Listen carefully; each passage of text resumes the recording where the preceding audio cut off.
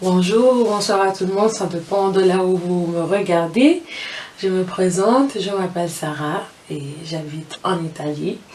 Je fais cette vidéo pour pouvoir témoigner. J'aimerais témoigner la grandeur de Dieu.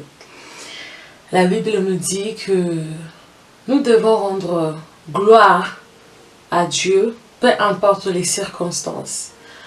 Alors c'est ce que je suis venue faire à travers cette vidéo. Je suis venue témoigner la grandeur de mon Dieu. Pourquoi? Parce que le 1er janvier de cette année 2021, j'ai perdu ma mère qui répondait au nom de Clarisse Mboui.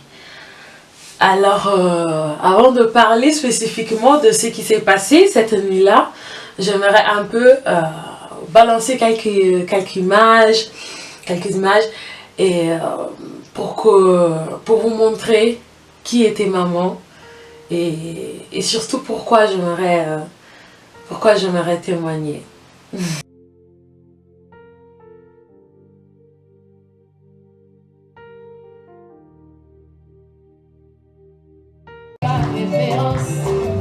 Moi j'ai choisi ma référence, Jésus, la référence, Jésus, la référence, Jésus, la référence, Jésus, la référence.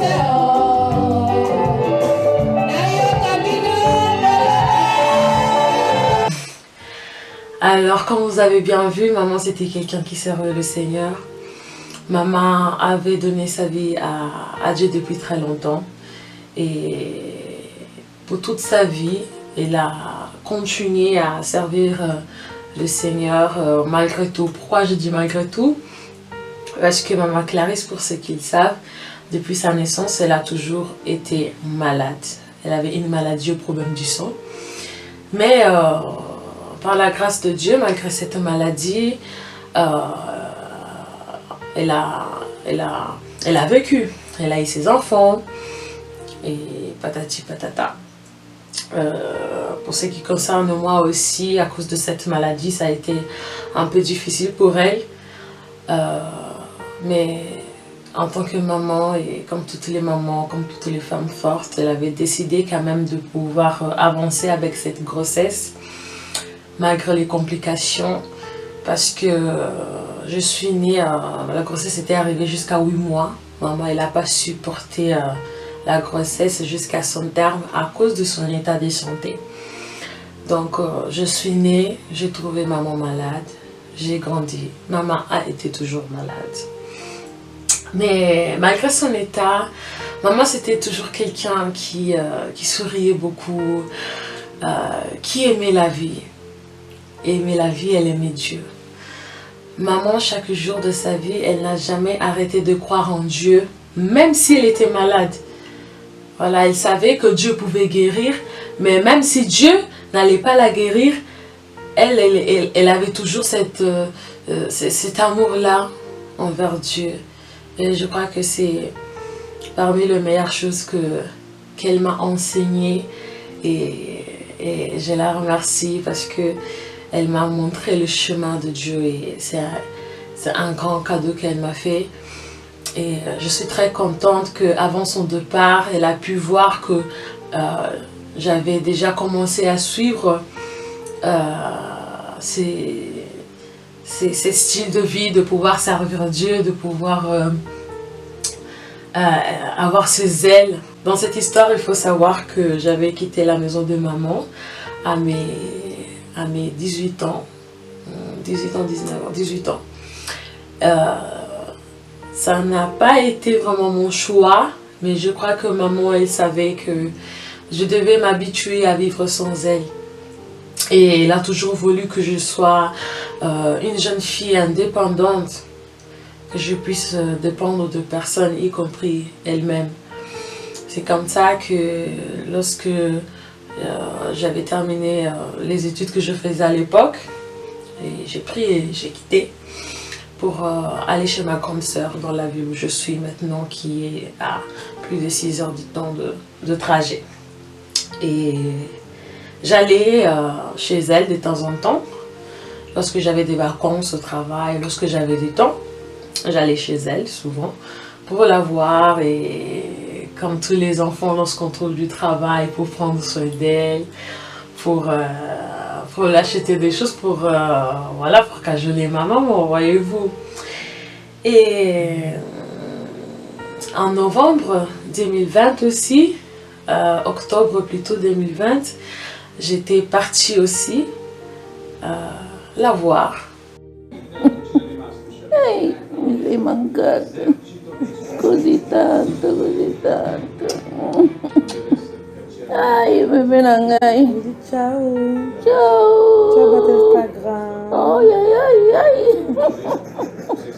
Après avoir passé ces moments de vacances, dirais-je, avec elle, je suis rentrée, c'était novembre 2020, et on s'est parlé comme d'habitude au téléphone. Voilà, chaque jour je ne pouvais pas passer toute une journée sans pourtant parler avec maman, voyez-vous.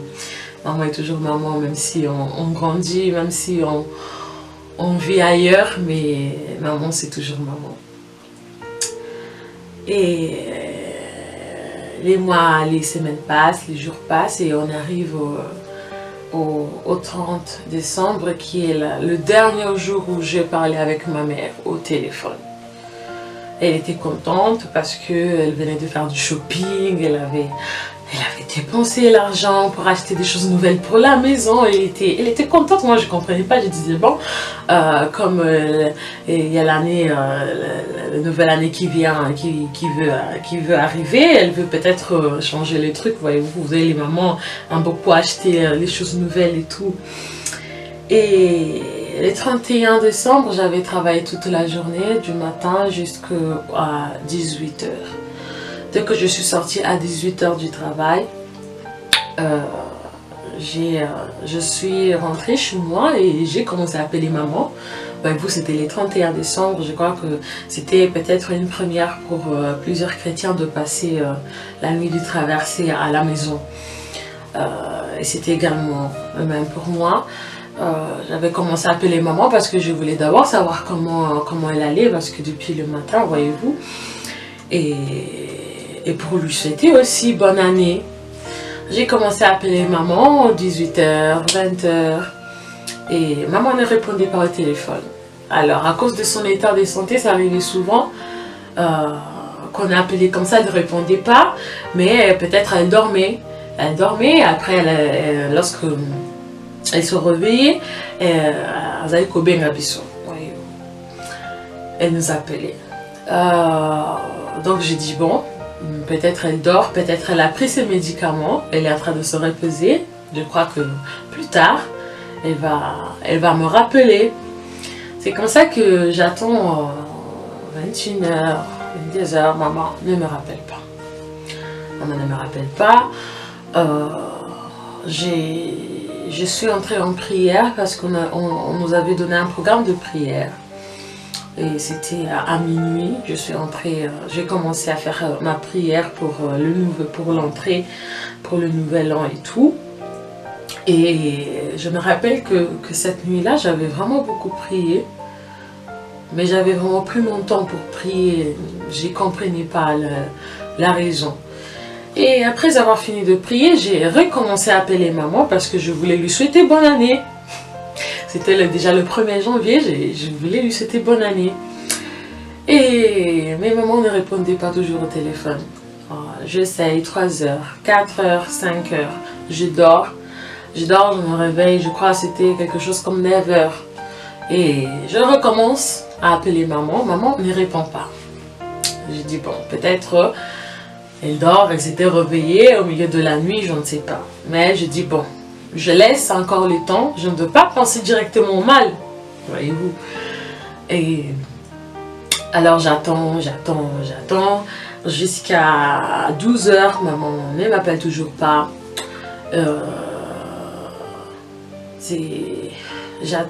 Je pense que oui, j'ai attendu encore pendant toute l'après-midi. Et après, vers le soir, j'ai commencé à appeler les membres de ma famille pour savoir s'il y avait quelqu'un d'entre eux qui avait parlé effectivement avec maman, pour savoir s'il y avait quelqu'un qui était entré en communication avec elle. Je commence par mes grands frères. Mon grand frère me dira qu'hier, il avait parlé avec maman qui était le 31 décembre, il avait parlé avec elle, qu'elle allait bien, ils avaient parlé en appel vidéo avec les enfants, et ça va. J'ai dit, mais comment maman peut appeler mon grand frère, il ne m'appelle pas. J'ai dit, bon, on laisse. Je commence à appeler mes cousines et tout ce qui était vraiment lié à maman. Et c'est à partir de elle que je commence à avoir cette réponse-là. Je l'ai appelée, mais elle ne répondait pas. J'appelle mon cousin, j'appelle ma tante, maman Akoulou, j'appelle tout le monde, je commence à appeler tout le monde pour demander s'ils avaient parlé avec maman. Et tout le monde me donnait la même réponse. Alors comme c'était déjà 20 h, ça devenait déjà un peu suspect parce que toute la journée du 31 et presque toute la journée du 1er, j'avais pas parlé avec elle. Même si mon grand frère il avait parlé avec maman le 31, comme elle n'avait pas parlé avec moi j'étais pas à l'aise. Alors mon pasteur m'avait donné l'idée, il avait dit bon, appelle directement la police. Parce que même si tu as appelé quelqu'un et il est arrivé sur place, il ne peut rien faire. Et c'est à 23h30 que la gendarmerie m'appelle pour me dire nous quittons maintenant pour partir. Et moi je dis j'ai appelé, ça fait 1 heure du temps, maintenant vous me dites que vous partez. J'ai dit bon, allez-y, lorsque vous arrivez là-bas, appelez-moi pour que je sache au fait qu'est-ce qui se passe. Et ils arrivent chez maman, c'était minuit combien? Minuit 20, minuit 30, quelque chose comme ça. Et donc nous sommes entrés déjà dans la journée du 2 janvier. Et ils m'appellent, ils me disent non, on est devant la porte, on est en train de sonner, maman n'ouvre pas. J'ai dit, et ils m'ont demandé, moi j'avais demandé, est-ce que vous sentez quelques bruits parce que maman elle regardait souvent la télé. Elle m'avait dit non, on n'entend pas la télé, on entend seulement le son du ventilateur. Je les ai dit oui parce que maman utilisait le ventilateur parce que elle disait que c'était une aide pour lui pour respirer en fait. Et il m'avait demandé la permission de pouvoir casser la porte, pour pouvoir entrer. Moi, en ce moment, je me rappelle que j'étais tellement nerveuse. J'avais dit, casser toute chose. Moi, je m'en fous. J'ai besoin de savoir si la personne qui est à l'intérieur, elle va bien ou pas. C'est ça, en fait, qui m'intéresse. C'était minuit 30, hein. Minuit 30. J'ai commencé à attendre, là il y a la famille qui m'appelle pour me demander si j'ai de nouvelles. Et moi j'ai commencé déjà à stresser. Il y avait ma tante qui m'appelait chaque 10 minutes pour me demander si j'avais de nouvelles, s'il m'avait rappelé. Moi je lui disais non.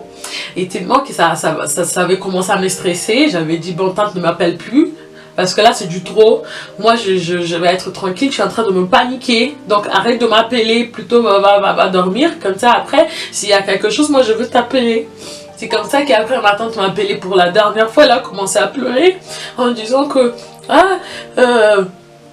si Clarisse elle est morte, que le Seigneur au moins se souvienne du fait que toi tu sers le Seigneur, que Clarisse elle va accepter de te donner à Dieu, qu'elle puisse avoir pitié. Et moi je lui disais au téléphone, je lui dis tante arrête de pleurer s'il te plaît parce que maman n'est pas morte. Je lui disais comme ça, mais moi au fond du cœur j'ai pressenti au fait qu'il y avait quelque chose qui n'allait pas. Parce que c'était du trop et je sentais ça dans mon cœur, mais je ne voulais pas pleurer parce que je disais si je pleure, j'appelle l'esprit des morts, je ne veux pas pleurer avant l'heure, je ne veux pas faire le deuil avant que ça soit les moments. C'est comme ça que ma tante me laisse un peu entre guillemets, et là c'était 1 heure. 1 heure et j'ai attendu 30 minutes pour qu'il puisse me rappeler. Et je crois que c'était l'attente la plus mauvaise que j'ai eu à faire dans toute ma vie. Je me rappelle que j'avais mis des chansons d'adoration, de louange. Et je disais à Dieu, Seigneur, je suis prête à tout. Je dis, Seigneur, je suis prête à tout, mais s'il te plaît, ne me dis pas que c'est ça parce que je ne saurais pas comment faire. C'est comme ça que, à 1h34, je ne vais jamais oublier, le carabinier, il m'appelle et il me dit, la première chose qu'il me demande, et il me dit, ah, mademoiselle, est-ce que vous habitez seule? Et dès qu'il m'a posé cette question, moi j'avais déjà compris qu'est-ce qu'il avait dit. Et moi je lui avais dit, non, j'habite seule. Je voulais qu'il me dise en fait, j'avais déjà compris parce que j'avais déjà commencé à pleurer. Mais je voulais qu'il me dise la vérité. Je voulais écouter de mes propres oreilles. Et il a dit, ah, mademoiselle, vous devez être forte parce que on a cassé la porte, nous sommes entrés et on a trouvé la dame qui était morte, ça fait déjà plus de 10 heures du temps. Et je vous dis que lorsque j'ai entendu ça, je me suis jetée par terre, j'ai commencé à pleurer. Je le remerciais et après, je n'avais pas la force. Tout ce que je fais, c'est appeler mon pasteur pour lui dire que maman n'était plus. Et je pense pas avoir appelé beaucoup de gens, je pense avoir appelé mon père et peut-être 2 personnes. Et comme je n'avais pas la force d'appeler tout le monde, j'ai fait une publication et je ne savais même pas quoi écrire. J'ai juste écrit maman avec une colombe et c'est là que les gens commencent à m'appeler pour me demander si c'était vrai. Maman est morte, c'était le vendredi, la nuit du vendredi samedi. Les samedis, j'avais les gens à la maison, dimanche pareil. Et le lundi, je pris le train pour aller chez maman. Et je me rappelle que pendant le voyage, j'étais tellement pressée d'arriver, je voulais arriver. Mais lorsqu'on m'a remis la clé, la carte d'identité, et on est arrivé avec mon papa devant la porte de la maison. Et j'arrivais pas à ouvrir la porte parce que je savais que j'étais habituée à trouver maman sur le lit et en fait je ne savais pas qu'est-ce que j'allais voir au-delà de cette porte. Je ne savais pas. Parce que tout ce que je savais, c'est que on l'avait trouvée comme si elle était en train de dormir. Ce qui m'avait choqué de plus, c'était de voir, de découvrir et de comprendre que ma mère, elle savait déjà qu'elle allait mourir. Parce qu'elle avait laissé tout prêt à la maison, sur la table. Tout était déjà prêt, tout était déjà arrangé. Et j'avais mal au cœur. J'avais mal au cœur. Je me suis jetée par terre, j'ai commencé à pleurer. J'ai dit, maman, pourquoi tu m'as fait ça? Maman, tu savais et tu n'as rien fait. Maman, elle a voulu faire une maman jusqu'à la fin. Peut-être elle savait que si j'allais parler avec elle, j'allais comprendre qu'il y avait quelque chose qui n'allait pas. Et elle a refusé. C'est comme ça que je suis approchée de son lit. Là où elle était morte. J'ai pleuré. Et j'ai trouvé des documents. Les documents que j'avais trouvés, c'était des papiers, des examens, du cancer.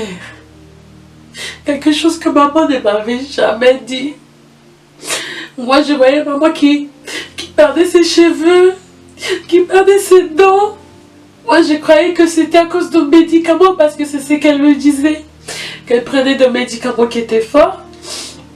Alors, c'est pour cela qu'elle avait plus de cheveux, qu'elle avait plus de dents. Oh, que c'était autre chose. Elle avait caché qu'elle avait le cancer et qu'elle était morte du cancer. Lorsque je vis ce papier-là, je me dis c'était comme si les cerveaux s'étaient sortis de ma tête. C'était peut-être la chose la plus choquante que j'ai vécue dans ma vie. Et donc vraiment, chapeau à tous ceux qui tous ceux qui ont vu leurs parents mourir, à tous ceux qui continuent à vivre dans cette maison-là, peut-être où les choses sont passées, où là vous avez vécu avec vos parents qui ne sont plus, parce que vraiment il faut du courage. Parce qu'aujourd'hui, je ne sais pas si j'allais le faire. Parce que c'est en tant qu'humain, hein, en tant qu'humain, c'est vraiment difficile. Le lendemain, je suis partie. Mon père ne voulait pas me laisser seule. Moi, je dis non, sois calme. Je veux bien. Toi, pars. Je vais nettoyer la maison de maman seule. Je vais nettoyer seule. C'est comme ça que j'ai pris les choses. J'ai commencé à sélectionner ce qu'il fallait jeter, ce qu'il fallait garder. On a fermé son lit avec mon père. Ça, je ne l'ai pas fait seule. Et après lorsqu'il est parti, j'ai balayé, j'ai fait les assiettes qui étaient restées. Et je me rappelle que en faisant tout ça, j'avais mis la musique. La musique. Et peut-être vous croyez que j'avais mis genre adoration, je commençais à pleurer. Non. J'avais mis du semaine et j'ai dansé. Et j'ai toujours continué à faire ça. Même lorsque mon amie Lydia était venue, elle était même étonnée. Je m'appelle, c'était quoi? On s'était réveillé le matin. Oui, on s'était réveillé le matin. Moi, j'ai mis semaine, j'ai commencé à danser, j'ai dansé. Et elle me regardait, elle me dit, mais toi, tu as quelques problèmes? Je dis, non, je veux faire ça comme ça. Parce que maman, elle aimait la musique. Et maman, c'était la joie, c'était la danse. Alors, c'est pas les moments maintenant de pleurer. J'ai pleuré avant. Mais non, je dois être forte. Si trop, je ne voulais pas pleurer devant les gens lorsque ils venaient me voir à la maison. Je ne voulais pas. C'est comme ça que rapidement, on est passé au jour de l'enterrement. Je ne veux pas trop parler de la préparation du funérail, ça n'a pas été facile. Choisir le cercueil, choisir ceci, choisir cela, c'était pas facile parce que ma famille ils sont loin en fait, c'est pas toute ma famille qui est en Italie, donc c'est qu'ils étaient en Italie, ils m'ont laissé le choix en fait, la liberté de choisir. Et c'est comme ça que nous sommes arrivés le jour J. Et je me rappelle que j'avais pas vraiment dormi. Et on était 5 à la maison et je remercie toutes les 5 personnes qui étaient là. Je me rappelle que je me suis habillée. J'avais pas vraiment la force de me maquiller. Peut-être j'avais mis des cils. Ouais, peut-être ça j'avais fait parce que je ne voulais pas sortir avec de gros yeux. Et je me rappelle que j'étais forte. Je dis pas bien, mais ça allait, voyez-vous. Mais dès que je suis arrivée à la morgue, j'ai vu le cercueil, j'ai vu la photo. Et tout est revenu dans ma tête. J'ai dit, ok, c'est ça qu'on est en train de faire. Et j'ai dit donc la personne là qui est dedans, c'est maman. Parce que j'ai oublié de dire que je n'ai pas pu voir ma mère décédée. Parce qu'ils ont dit que quand elle prenait des médicaments, elle avait commencé à se gonfler, à faire sortir des liquides. Ils ont fermé sans rien me dire. Et pourtant moi j'étais là. Je vous dis vraiment au nom de Jésus, je passe pas une journée sans pleurer pour maman. C'est difficile vivre avec les silences en fait. Les silences. Parce que avant, dès qu'une personne te quitte, il y a tout le monde qui te cherche, tout le monde qui t'appelle. Mais tu vois, pour eux, le deuil finit lorsque la personne est enterrée. Dès que vous rentrez, voilà, pour eux c'est fini. Peut-être il y a aussi de bonnes personnes qui vont te chercher aussi après. Ils vont t'appeler 1 fois par semaine, 2 fois par semaine. Moi j'ai eu la grâce de voir mon amie et ma soeur à moi ici à la maison. Mais après, dès qu'elle est partie, j'ai dû affronter les silences. J'ai dû affronter les silences. Et c'est ce qui était pur. 1 ou 2 semaines après l'enterrement, j'avais fait un rêve. J'ai fait un rêve J'avais rêvé que j'étais dehors à la maison de maman et que je suis venue avec les gens et qu'on avait trouvé maman par terre dehors de la maison. Je lui avais dit ah mais qu'est-ce que tu fais ici dehors par terre? Elle m'avait dit non ma fille je n'ai plus de force. Je n'ai plus de force. Moi j'ai dit comme tu ne vas pas bien, qu'on appelle l'ambulance alors, comme ça on t'amène. Voilà, que s'il y a quelque chose, on va prendre soin de toi. Et elle avait dit non, fais-moi entrer dans la maison, mets-moi sur mon lit, mets la couverture, je veux me reposer parce que je suis fatiguée, je n'ai plus la force de combattre. Et je me suis réveillée et je vous dis au nom de Jésus que si j'avais fait ce rêve, les 29 décembre, les 30 décembre, j'allais prendre le premier train pour aller la voir parce que j'avais compris que c'était un message que le Seigneur me donnait. Et il m'a donné ça pour me tranquilliser.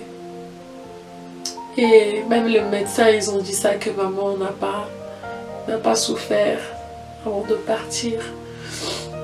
J'ai béni le Seigneur parce que maman, elle a eu tout son temps. Elle a eu tout son temps de préparer son départ. Si vraiment elle avait prié, si vraiment elle avait chanté comme elle aimait faire, et si vraiment elle avait lu la Bible parce que j'avais trouvé ses lunettes, mais juste à côté de la Bible. Ce n'est pas facile de vivre avec ça, parce que je souffre. Mais vous savez, elle ne souffre plus. Elle maintenant, elle va bien. Et c'est pour ça que je bénis Dieu. Oui, c'est vrai, je pleure, elle me manque chaque jour parce qu'elle était comme une copine pour moi. Mais au moins, elle va bien. Dieu a permis que maman puisse vivre toutes ces années seulement pour moi, pour prendre soin de moi, de mes frères. Parce que les gens qui ont la maladie de maman, des fois n'arrivent même pas à 30 ans. Et maman avait déjà dépassé la cinquantaine. Et c'était Dieu qui avait permis tout ça. Et c'est Dieu aussi qui a permis qu'elle puisse partir en paix. Le Seigneur, il a pris son enfant dans toute calme, dans toute la douceur. Et c'est ce qui est important. Que maman, elle est allée se reposer. Et la Bible dit, heureux ceux qui meurent dans le Seigneur. Et je suis convaincue que maman, elle avait pris son temps de se réconcilier avec le Seigneur. Et voilà, nous ne savons pas l'heure, le jour où ça va arriver. Soyez prêts. Croyons en Dieu, qu'il nous donne ou pas. Croyons en Dieu. Et toi qui as perdu quelqu'un, ne passe pas que Dieu te punit. Non. Mais prends ça comme une leçon. Prends ça comme une formation, tu sais. Chaque étape qu'on vit dans notre vie, ça nous permet de découvrir une nouvelle casquette, une nouvelle facette, une nouvelle personnalité de Dieu. Vous savez, avant je ne connaissais pas le Dieu des orphelins, mais maintenant je les connais parce que je suis devenue orpheline de mère. Alors, bénissons le Seigneur malgré tout. Et nous savons que là où nos parents ils sont, ils vont bien. La souffrance est terminée. Alors j'espère que cette vidéo a pu édifier quelqu'un, a pu conscientiser quelqu'un. Je voulais vraiment partager ce témoignage avec vous. Parce que vivre avec un parent malade, ce n'est pas facile. Mais nous savons que si nous sommes là aujourd'hui, c'est vraiment, vraiment la grâce de Dieu. Et alors, je fais des gros bisous et que le Seigneur nous bénisse. Ciao! Mama nalingi yo mingi, mingi makasi. Yoyoki, oh mon bébé, ma petite. Bye yo, amor mio, bye yo.